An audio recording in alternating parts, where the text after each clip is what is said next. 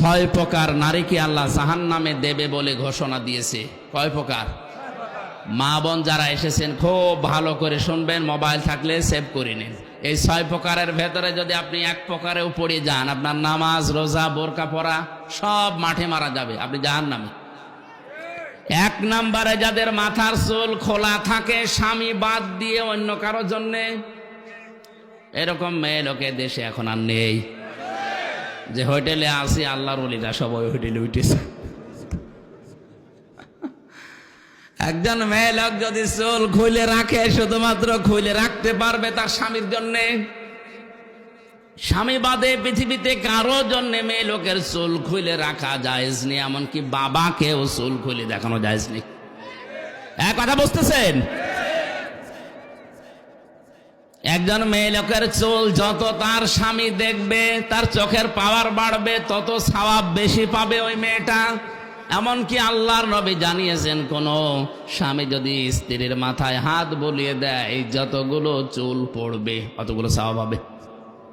আর অন্য যত মানুষ এই চুল দেখবে, অতগুলো সাপ আল্লাহ বানিয়ে কবরে পাঠাবে। চুল ওরা দেখায় স্বামীকে না, পরপুরুষকে বেশি। এই জন্য যেই মহিলার মাথার চুল খোলা থাকবে স্বামী বাদ দিয়ে অন্য কারো জন্যে, সে জাহান্নামী। দুই নম্বরে স্বামীকে যেই মহিলা সম্মান করে না।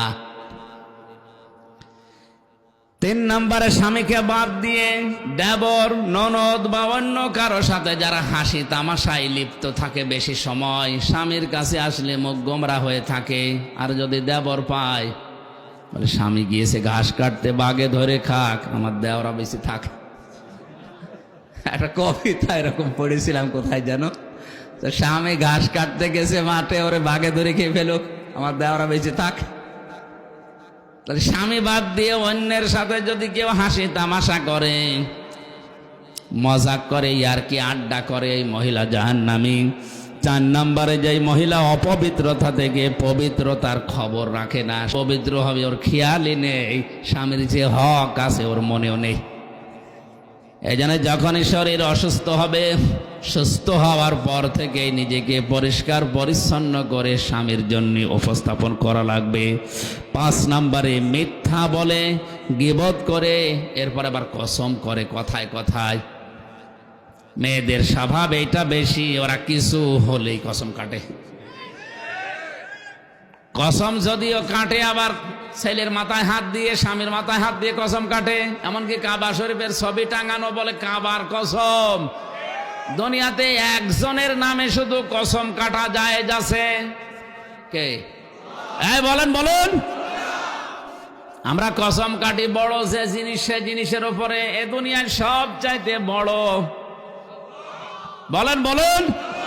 আর আল্লাহ যখন কসম কাটেন, তখন কসম কাটেন ওই জিনিসের সাথে, যেই জিনিসের সাথে আমাদের জীবনের সম্পর্ক আছে। আমাদের জীবনের সম্পর্ক আছে সময়ের সাথে। কিসের সময় আছে? এই জন্য আমির হামজা আছে, সময় নেই হামজার দাম। এখন যদি আমার সময় শেষ হয়ে যায়, আপনারাও আমাকে নামিয়ে দেবেন। আর আমার জীবনের সময় যদি শেষ হয়ে যায়, আমাকে মানুষ আর হামজা বলবে না, মরহুম হামজা বলবে। এজন্য মানুষের জীবন সংক্রান্ত কথাগুলো বলতে গিয়ে আল্লাহ জানিয়েছেন, ওয়ালা আসরি ইন্নাল ইনসানা লাফি খুসর। সময়ের কসম, জীবনের কসম, হায়াতের কসম, ইতিহাসের কসম। যেহেতু মানুষের হায়াত আছে, মানুষ আছে, জীবন আছে, মানুষ আছে, এগুলো না থাকলে মানুষের আর দাম থাকে না।